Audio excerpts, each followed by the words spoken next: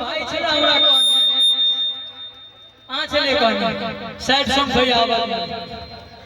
हाँ जतेक भी भाई उपस्थित है और अभी बहुत जैसे रिकॉर्डिंग हो रहा है कैमरा में नेटो पर डाल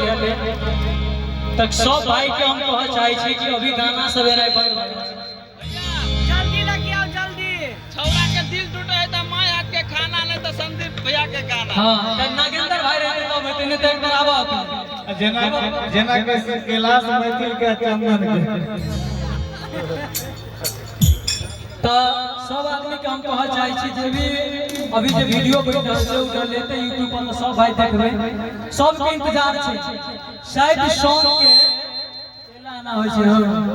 हमहु मार देबो सिटी तू मारवा शायद सॉन्ग के सबसे बेसी डिमांड छै अपना मिथिलांचल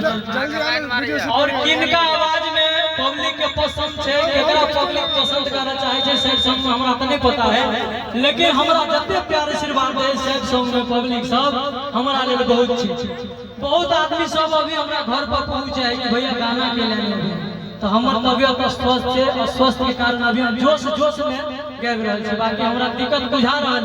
तैयो जोश में गाबि रहल छी आओ हर दम